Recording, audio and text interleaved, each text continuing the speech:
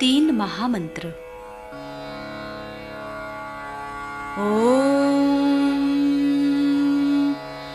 त्वमेव साक्षात् श्री महालक्ष्मी महासरस्वती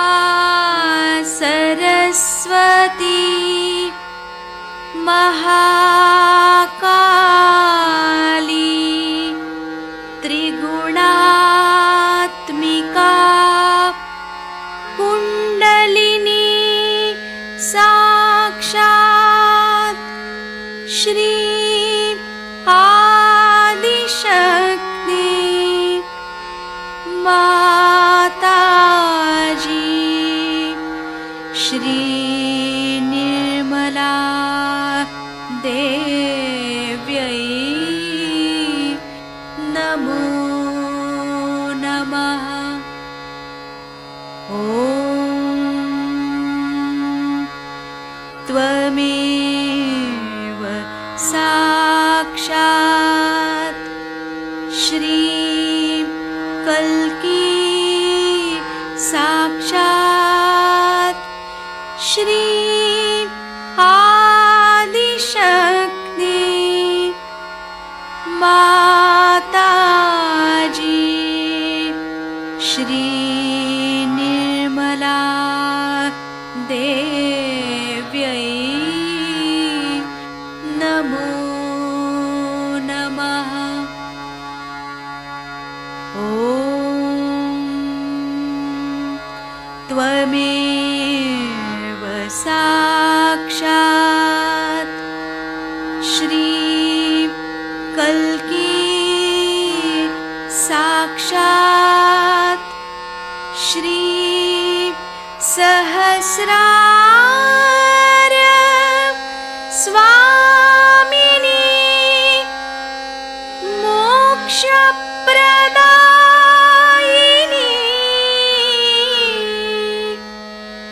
माताजी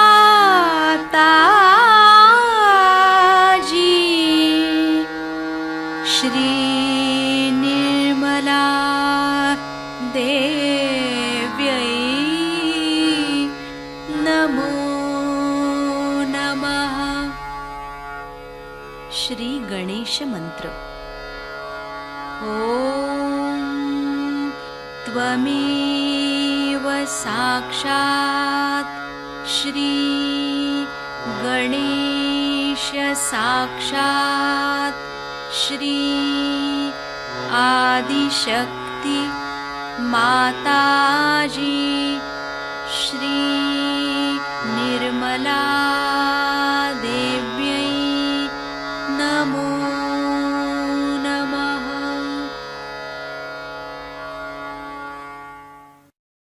जय शो माता जी। दोनों हाथ माँ के सामने, हृदय में शो माता जी की छवि को स्थिर करते हुए परम पूजनीय श्री माता जी हम सभी के हृदय को और पावन कीजिए। श्री माता जी की छवि को बीचों बीच हृदय में स्थिर करते हुए बार बार प्रार्थना, परम पूजनीय श्री माता जी हम सभी के हृदय को और पावन कीजिए।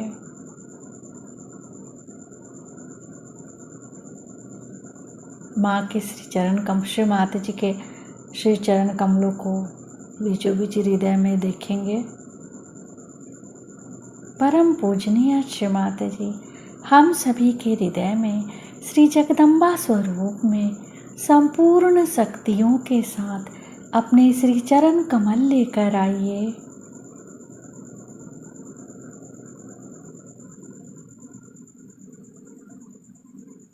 धीरे धीरे अपने संपूर्ण चित्त को दोनों हाथों की बीचों बीच हथेली, बीचों बीच हथेली को देखेंगे। श्री माता जी हमें पूर्ण संतुलन दीजिए।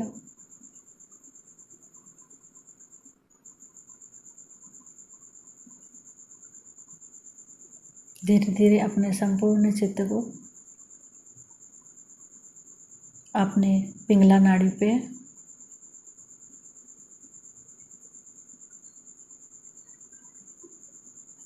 नीचे से ऊपर पिंगला नाड़ी को देखेंगे।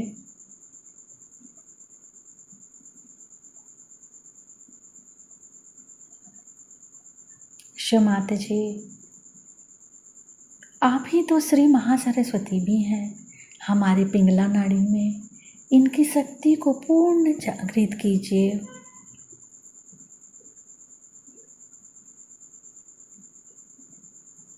अपने दाएं हथेली को देखेंगे और पूरे पिंगला नाड़ी को नीचे से ऊपर। शिव माता जी, आप ही करता है, आप ही करविता है। कृपा करके हमारे अंदर से समस्त कर्ता भाव समाप्त कीजिए।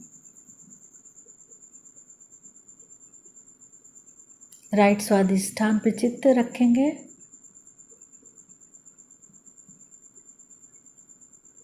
राइट स्वादिष्ठान से सिर के तालु भाग को जोड़ेंगे।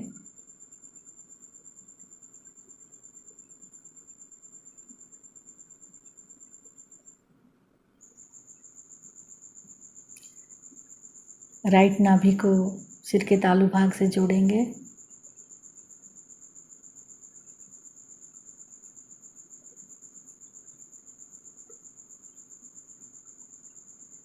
राइट हृदय को सिर के तालु भाग से मिलाएंगे।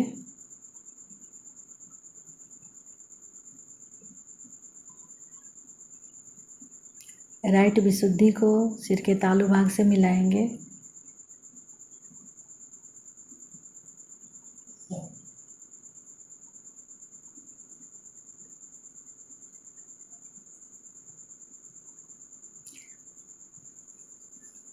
राइट आज्ञा को सिर के तालु भाग से जोड़ेंगे।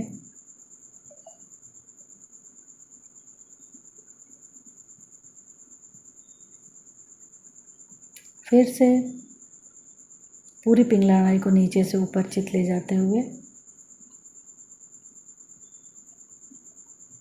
शिव माता जी, हमें पूर्ण संतुलन दीजिए। चित्त को सिर के तालु भाग पर स्थिर करते हुए श्री निर्विचारिता मंत्र ओम त्वमेव साक्षात श्री निर्विचारिता साक्षात श्री आदि शक्ति माता जी श्री निर्मला देव्यै नमो नमः। जिसके होने का है उसी का होता है। अब उसमें जरूर है कि होने से पहले बहुतों में बाधाएं पड़ जाती हैं। आप जानते हैं गलत हो गई बातें, बहुतों के साथ में बहुत गलतियां हो, इस वजह से बाधा। लेकिन किसी तरह से इन तीनों के चक्कर चल करके और फिर पार करना ही है। आज नहीं कल नहीं कल। ये ऐसी अभिनव चीज है जिसको कि जो देखो सो ही अपना उठा करके नहीं कह सकता।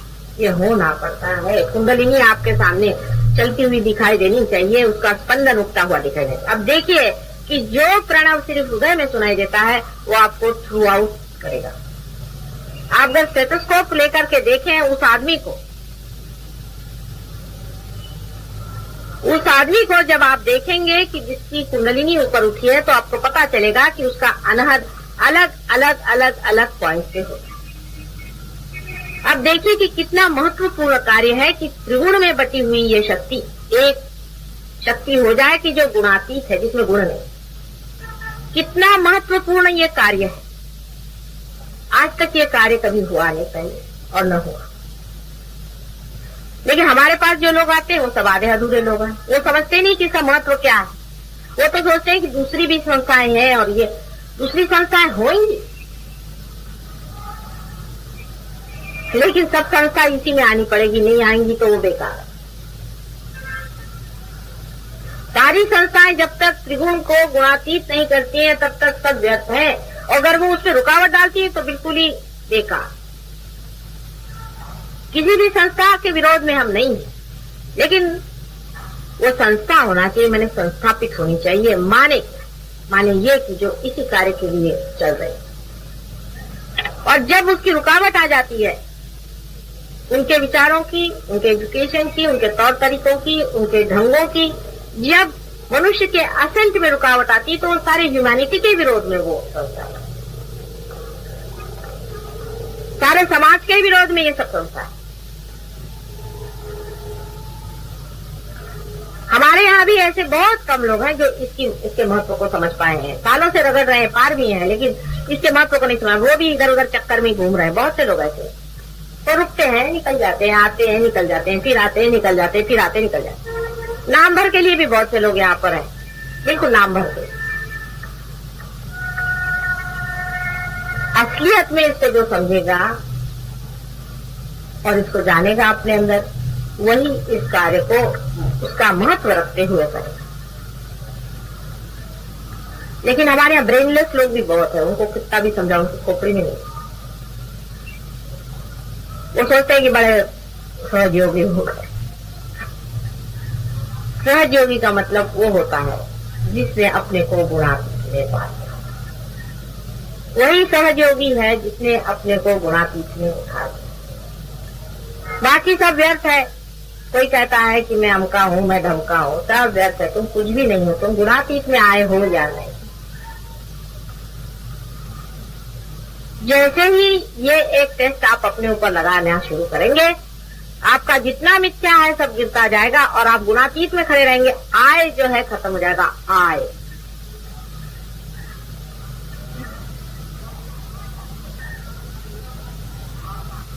अब बहुत से लोग बाधा लेकर के आते हैं हर समय। मैंने देखा है कि हमारे जो ग्रुप में लोग हैं, ये लोग भी बहुत बाधा पकड़ते हैं। किसी के हस्बैंड पकड़ते हैं, किसी की वाइफ, किसी के बच्चे।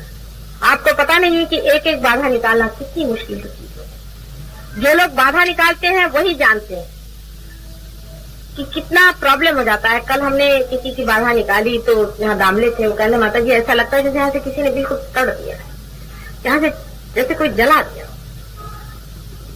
और आप लोग रोज रोज बाधा लेकर के चले आ रहे हैं और ऊपर से कहो कि तुम्हारे अंदर बाधा है तो बुरा मानते और घर पे जाके बुरे काम करते। ऐसे लोगों के लिए जो लोग बाधा निकालते उनके परम उपकार मानना चाहिए। तुमने तो एक भी बाधा आज तक निकाली नहीं। तुम लोग तो एक भी बाधा खुद नहीं निकालते और दूसरों पे बोझा डाल रहे हो अपना कि बाधा निकालो, बाधा निकालो। किस लिए निकाले? कोई आपका निकालेगा। अपनी सफाई रखो, अपने जीवन को साफ करो, अपने मन को साफ करो, नम्रता लाओ और दुष्टता, छल कपट, इधर उधर लगाना, बातें करना, शिकायतें करना,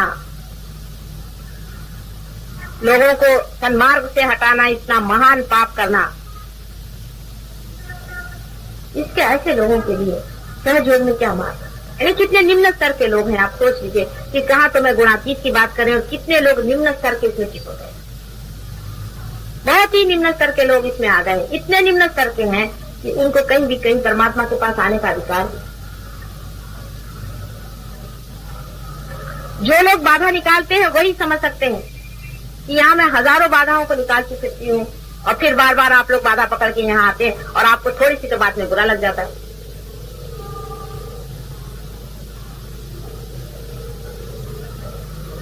आपको गुणातीत में होना है। आप जब गुणातीत में ऊपर उठते हैं तो आपको देखते ही बाधा भाग जाती है। बाधा अंदर आ ही नहीं सकती। कम से कम इतना तो होना चाहिए कि जो हमारी बाधा निकालता है उसके कुछ उपकार रखो। उसके तक किसी को उपकार नहीं है। कल जो केस हमने करी थी वो 16-17 साल से लड़का बीमार है।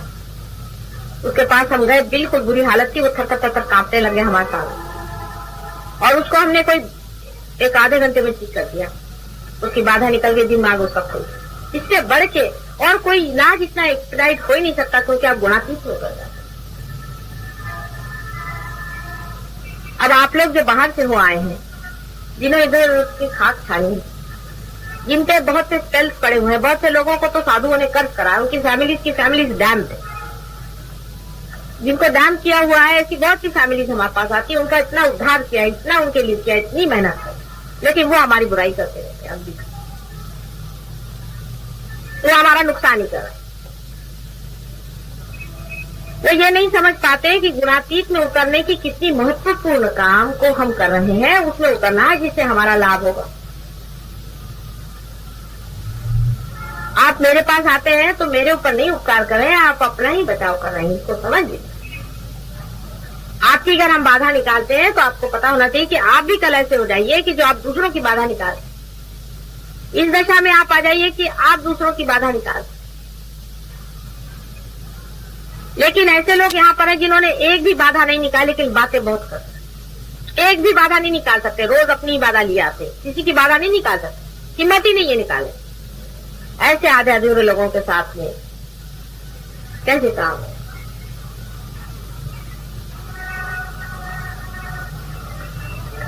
ऐसे लोग जो कि स्वयं की तो बाधा हटवाए, तब तो गुणातीत में हो, और दूसरों के अंदर भी, दूसरों के हृदय में भी ऐसा प्रेम अपना भरे कि वो भी आपके जैसे गुणातीत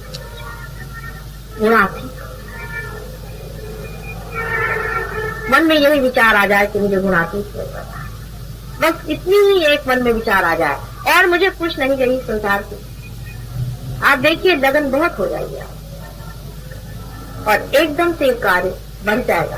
आप इतने शक्तिशाली हो जाएंगे, इतने शक्तिशाली हो जाएंगे कि आप स्वयं ही इस कार्य को कर सकते।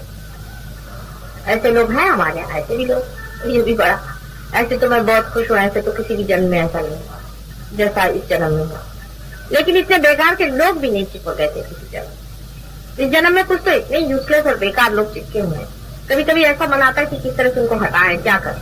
हटा दिया तो फिर पीछे पीछे और भी नुकसान करते हैं, और साथ में जोड़े रहो तो वो जब भी मौका मिलता है तब डंक मारते। और वो सोचते हैं कि वो बड़े दुखी लोग हैं। दुखी मुखी कुछ नहीं, उनके अंदर भूत है, बाधा है जो उनको ऐसी बातें सिखाता है। सब गलत काम कर, आपस में जलसी करते हैं। ये क्या गुणा की? आप बताइए, मैं आप कह रही हूँ यहाँ लोग हैं जो आदमी जरा ऊंचा उठ गए से जलसी करते हैं। अगर जलसी करते हो तो उठो उसके जैसे। पहले तो ये बताओ कि तुम लोगों ने सबने किसने कितनी बाधाएं निकाली, फिर बात। यहाँ पे सीनियरिटी इसी पर रहेगी कि किसने कितनी बाधाएं हटाई, किसनों को पार। यहाँ की सीनियरिटी गवर्नमेंट सीनियरिटी नहीं है कि आपने रिकमेंडेशन कर दिया तो सीनियरिटी हुई। कितने लोगों की बाधाएं आपने निकाली है, आपने कहाँ कहाँ हाथ लगाया, इस पर सीनियरिटी होगी। गवर्नमेंट सीनियरिटी यहाँ नहीं चलने वाली। वही आदमी सीनियर माना जाएगा जो अपने हाथ में तलवार लेकर के धर्म के लिए खड़ा हो। प्रेम की तलवार है।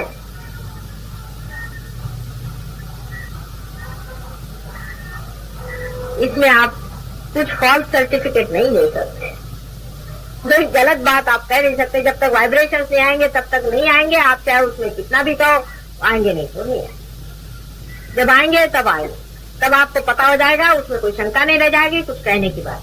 पर आ गए तो आप एकदम से बढ़िया नहीं होने वाले। हाँ, अगर ऐसी पूर्व संचित हो, आप बड़े आदमी हो, ऐसे कोई तो हो भी सकते हैं, लेकिन ऐसे बड़े आदमी बहुत कम है।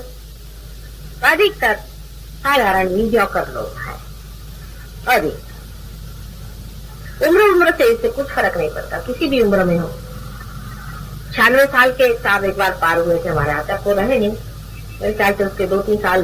वो बिल्कुल ऊपर जब चढ़ के आए थे तो उनको कुर्सी पर लाए थे, बहुत बुरी हालत थी, लेकिन बहुत बड़ी चीज। आखिरी उनका समझ लीजिए समय आ गया था, लेकिन वो पार हो गए। पार होने के बाद वो पैदल उतर के नीचे गए, और बहुत बड़ा वो था ही, बहुत बड़ा चीज। उसके बाद 2-3 साल जीवित रहे और मृत्यु हो गई। उनके जैसे लोग बहुत कम हो, उम्र से भी नहीं होता है। जिसको ये ख्याल रहा कि मेरा उम्र ज्यादा है, वो गया काम। परमात्मा के लिए उम्र कुछ नहीं होता, उसके लिए समय होना कुछ। सिर्फ गुणातीत में उतरने का इतना अच्छा तरीका आज आया हुआ है। इसको अगर आप मान्य नहीं करेंगे और इसको स्वीकार्य करके इसके अंदर उतरेंगे नहीं, और इसको सबल नहीं करेंगे, और इसमें आप समर्थ नहीं होंगे, तो हो सकता है कि सारे संसार का संहार हो जाए और दूसरी फिर रचना हो जाए। चलिए, वो भी मंजूर है हमको, तो वो भी मंजूर, लेकिन आप लोगों को मंजूर है क्या?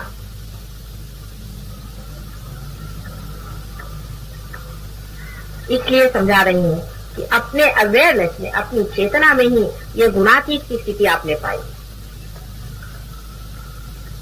बहुत से लोग शो ऑफ करते हैं, बहुत शो ऑफ करते हैं, ऐसा दिखाते हैं कि हाँ इनसे बढ़ के कोई डेडिकेशन में है। ये माँ तो सबको जानती है, अंदर बाहर।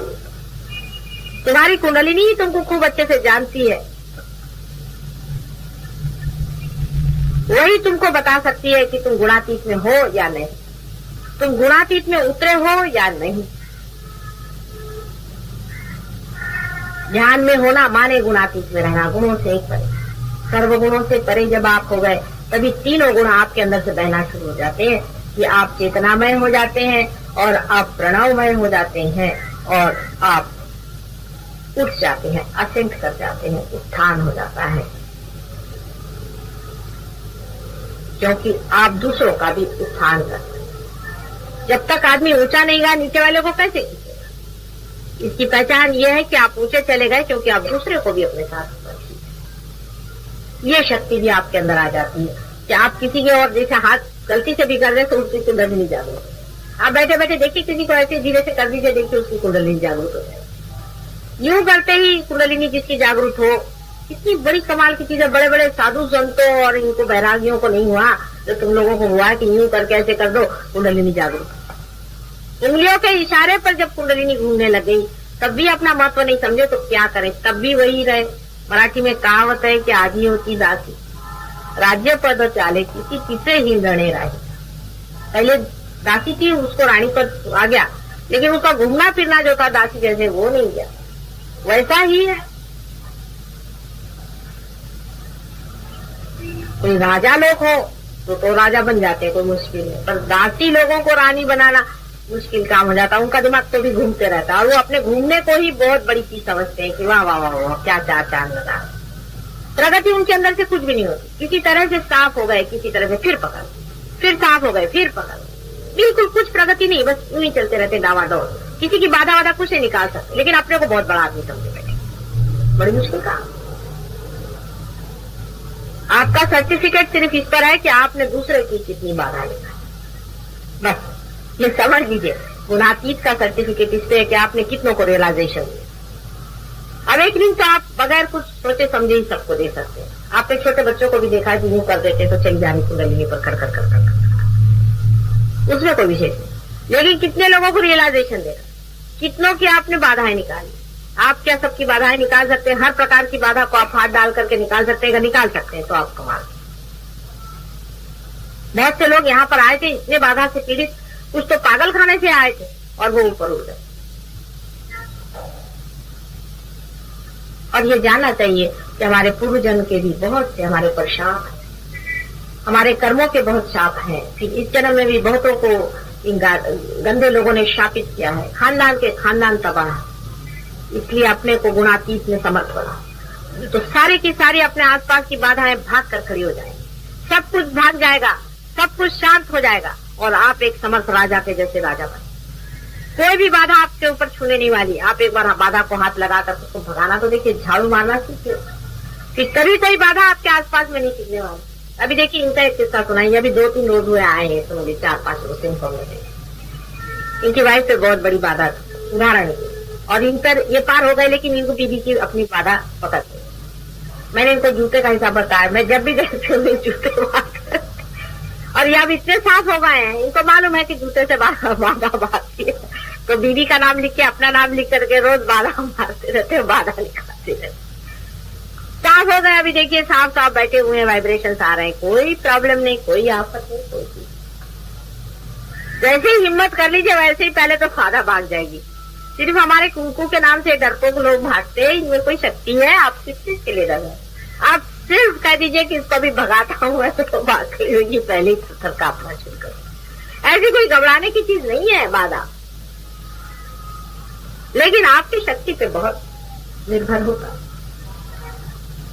इसलिए हर बार गए, बाधा पकड़ के आ गए, फिर आए, फिर ठीक हो गए, फिर आए, फिर पकड़ाए, फिर ये क्या तमाशा चला है धोबी का घर। कभी कपड़े पहनने का मौका ही मुझे नहीं मिलता है, जब भी देखती हूँ तो अपना ही चले पकड़े चले रहते हैं।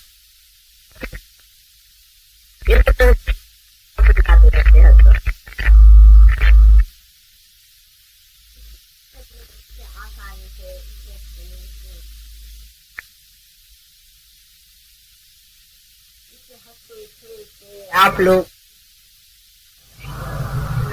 कुछ भी बात नहीं, कोई भी उसमें गंभीर बात नहीं, कोई भी उसमें दुखदायी बात नहीं। आप दुखी हैं अपनी वजह से, क्योंकि आप अपने बारे में कुछ कल्पना कर बैठे हैं। वैसी कोई बात नहीं, आप स्वयं चैतन्य स्वरूप हैं और आप हो सकते, हर घड़ी आप हो सकते, हर क्षण आपके लिए बना।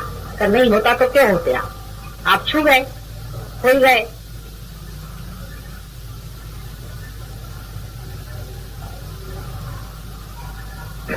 मेरे और ऐसा हाथ है।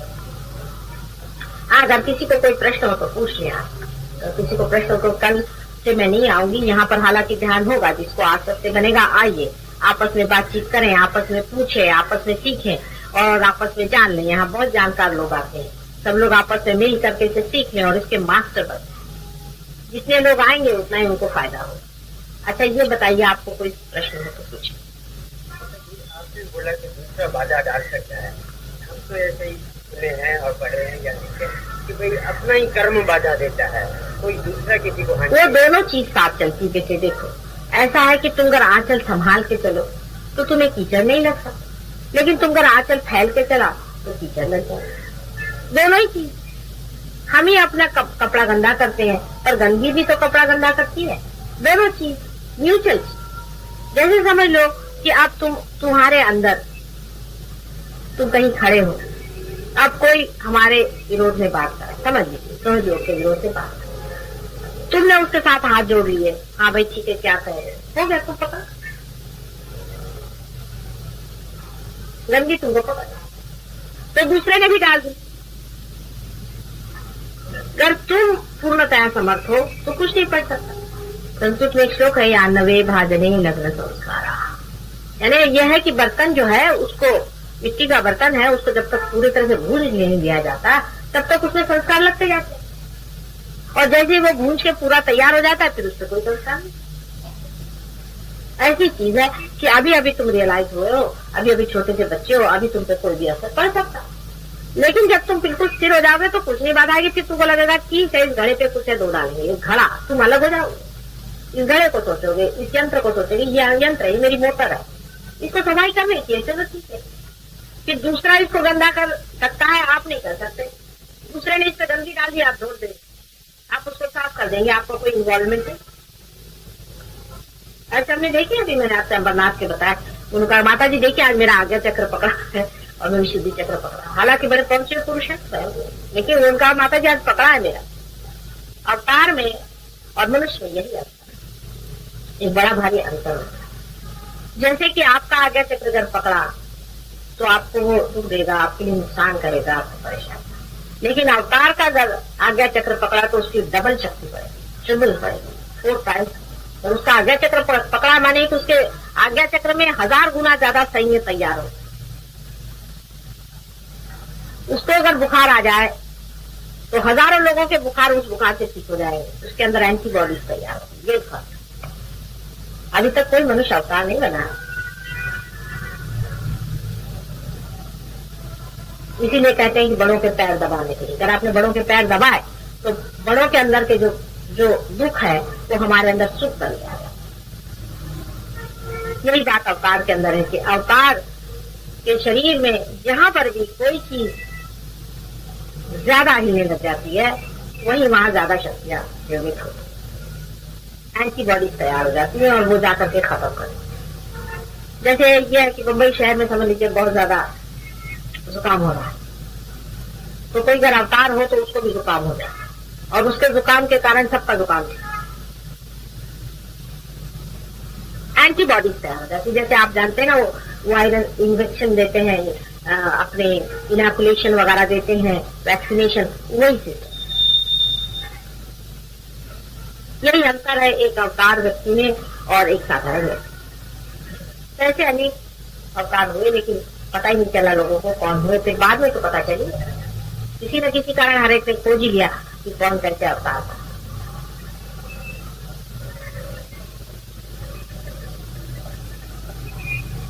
और कोई प्रश्न पूछ,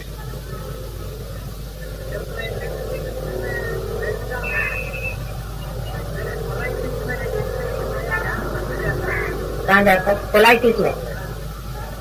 आप हमारे पास आए थे क्या मेडिटेशन करने? कब आए थे? पर आप 1 ही 2 दिन आने से तो नहीं होगा ना बेटे।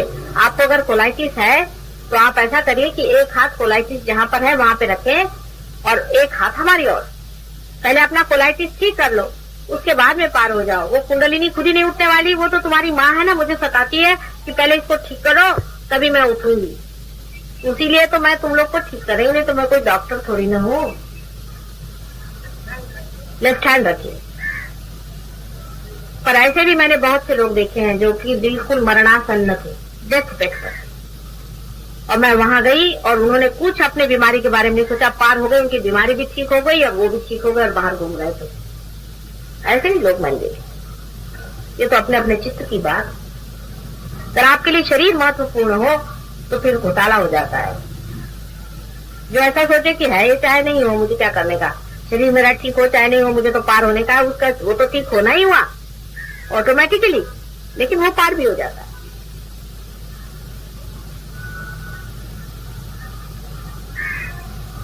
कोई प्रश्न हो तो पूछो।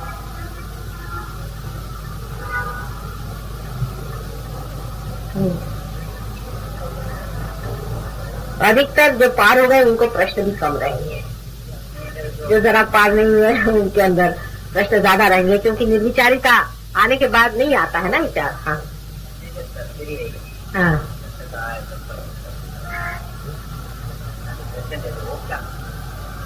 जिसका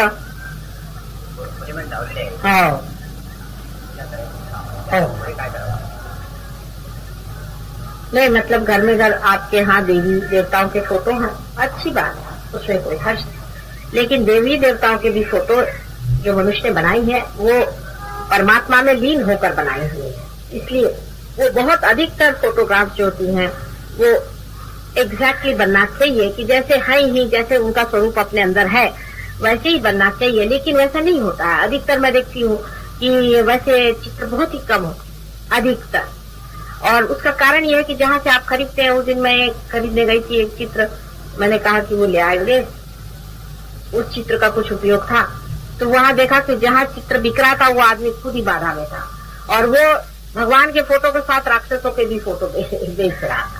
तो वहां पर इतनी गंदी गंदी बाधाएं थी कि एक फोटो मुझे काटने का नहीं था। फिर उसमें से एक फोटो मैंने खरीदा, मैंने कहा चलो इसको भी ले चलते हैं, घर पे देखेंगे। कि बड़ी मेहनत करी, ये क्या वो क्या, भगवान के फोटो में कोई चप्पल भी नहीं मार सकता है, क्या करे, तो समझ भी नहीं आ रहा था।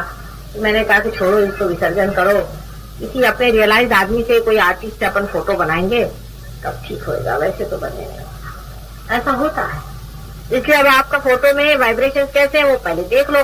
अब यहाँ तक है कि अभी ये परसों पूजन हुआ था यहाँ पर, आप जानते हैं, तो इन लोग मंगलसूत्र रहे, मैंने कहा था मैं कोई लूंगी नहीं, कि इसको एक आर्टिफिशियल कोई भी चीज लिया ना, टोकन के तौर पर एक प्लास्टिक का मंगलसूत्र अब ला के पहना दिया मेरे को, वो फूल गली में से खरीद के लाए।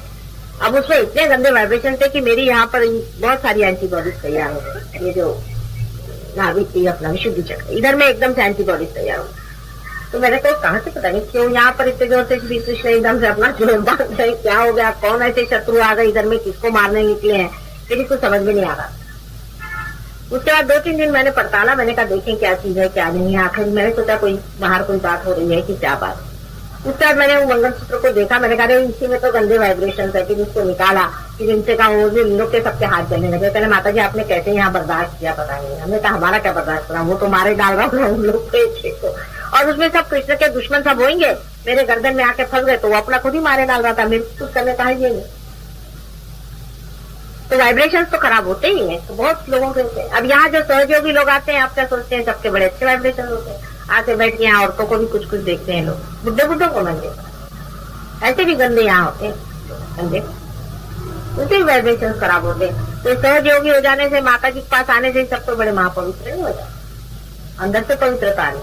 ऐसे मैंने बहुत से देखे लोग, उनकी नजर इधर उधर चलती रही, मन में गंदे गंदे विचार आते रहते, प्लानिंग होते रहता है कि माता जी का काम कैसे खत्म करें। ऐसे भी बहुत से लोग, और वो अपने को अपने ही दीक्षा भूल में रहते हैं, वो सोचते हैं कि माता जी दूसरे के लिए कह रही है, हमारे लिए नहीं कह रही। ऐसे भी होते, सब तरह के लोग होते। इसी तरह से परमात्मा की भी बात है। अभी ऐसे देखिए तो अपने जितने भी चिरंजीव हैं वो हैं ही, फिर अपने जितने भी 12 हम लोग जानते हैं कि गणपति हैं वो सही है, उसमें कोई बात नहीं, बहुत वाइब्रेशन है उनमें। कोल्हापुर की भवानी में बहुत वाइब्रेशन है, यहाँ माउंट मेरी की जो यह है इसमें बहुत वाइब्रेशन, बहुत ज्यादा, इसमें भी वाइब्रेशन है। कहीं भी जाइए, ये महालक्ष्मी के टेम्पल में यहाँ भी बहुत वाइब्रेशन है, मुंबा देवी में बहुत वाइब्रेशन है, सभी जगह। और उसके सामने ये भूत बैठे हुए हैं, वो आप जाते साथ आपके टीका लगा देंगे, लगा हुआ पैसा, बस आपने भूत 5 रुपए में खरीद लिया, जाओ घर वापस। वो तो बेचारे अपने बैठ गए अपने जगह में मंदिर वाले, और आपके मिल गई ये ग्रुप। ये ऐसे समझ, यहाँ सिद्धि विनायक बहुत पहुंचे हुए हैं, इनको भी मैंने जा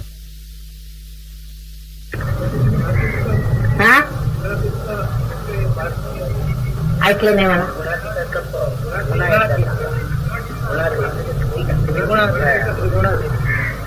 गुणातीत यानी 3 गुणों से परे। 3 गुण माने मैंने कहा कि एक गुण से जो है आप चित होते हैं प्रणव स्वरूप, दूसरे गुण से जिससे कि आप साक्षी स्वरूप ही होते हैं, और दूसरे गुण से आप कंस्ट्रक्टिव होते हैं, जो आपके पेट के अंदर में आपने देखा है जितनी भी शक्तियां हैं वो शक्ति जिससे आप क्रिएटिव होते हैं। तो एक शक्ति वो है जिससे आप स्थित होते हैं, जिसको हम प्रणव रूप कह सकते हैं। दूसरी शक्ति वो जो है जो कि पेट में कार्य करती है, जो कि 2 सिंपैथेटिक नर्वस सिस्टम है, एक तो लेफ्ट और एक राइट। पहली वाली लेफ्ट है, दूसरी वाली राइट, और तीसरी जो है वो पैरासिम्पैथेटिक नर्वस सिस्टम है जो बीच में। ये आपकी इवोल्यूशनरी है। ये इवोल्यूशनरी शक्ति आपको चेतन मन में नहीं होती, आपका इवोल्यूशन आज तक का जो है चेतन मन में नहीं होता, अनअवेयर होता। लेकिन जब आप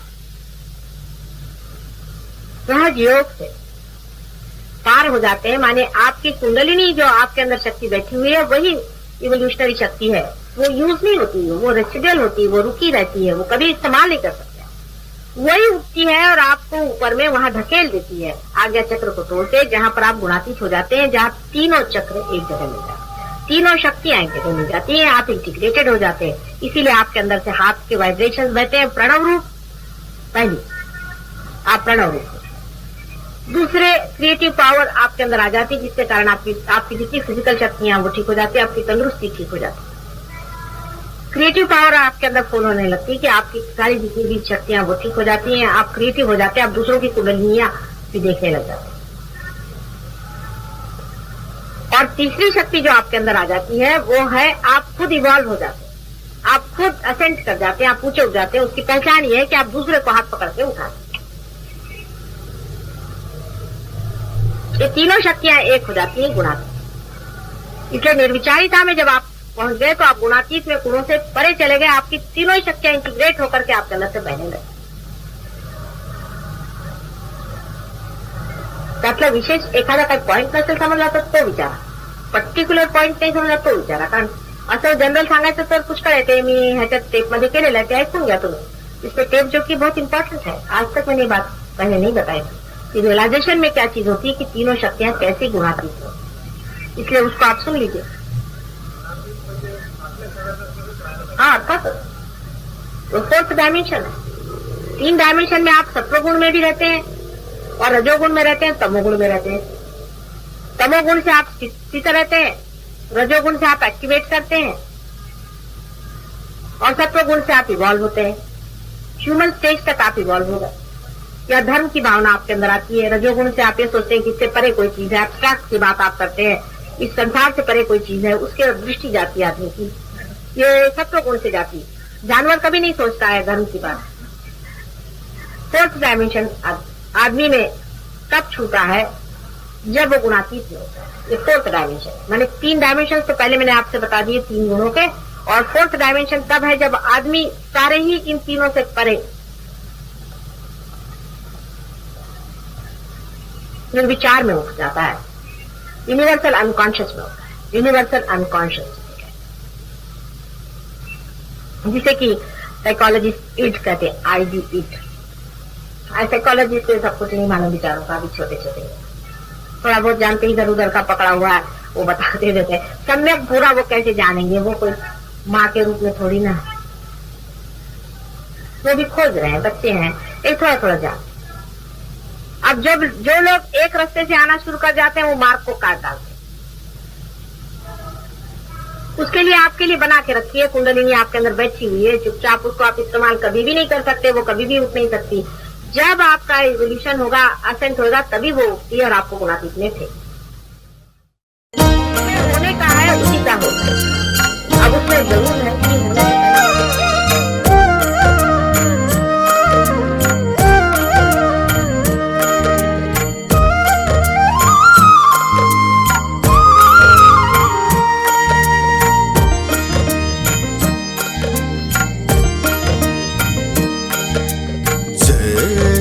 गजानन गणेश वंदन, जय गजानन गणेश वंदन।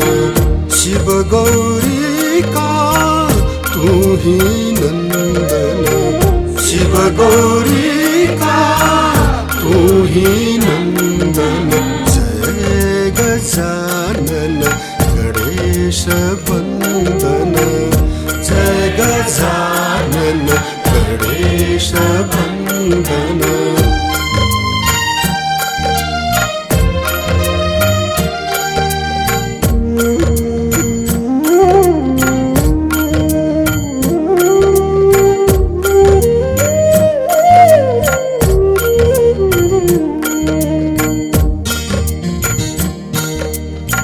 सिद्धि विनायक अष्ट विनायक, सिद्धि विनायक अष्ट विनायक।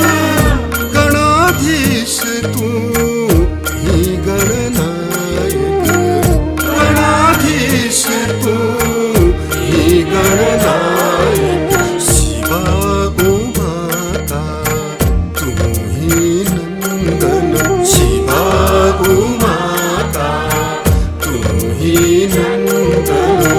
शिव गौरी का तू ही नंदन, शिव गौरी का तू ही नंदन।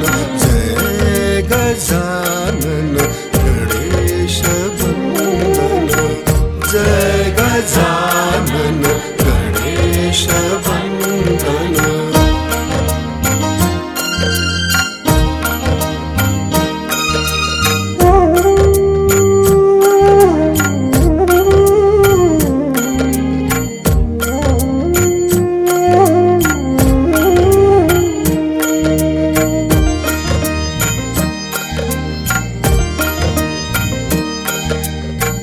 बुद्धि प्रदायक मोक्ष प्रदायक, बुद्धि प्रदायक मोक्ष प्रदायक।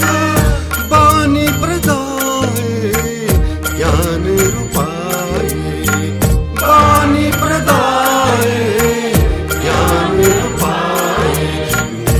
निर्मलानंदन तुझको वंदन, निर्मलानंदन तुझको वंदन।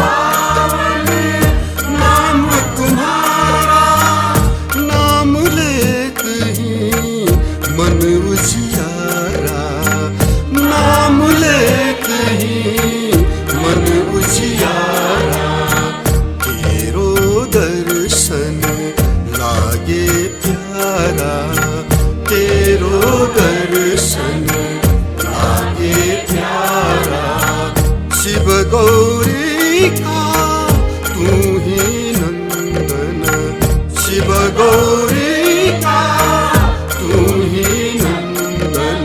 जय गजानन गणेश वंदन, जय गजानन गणेश वंदन।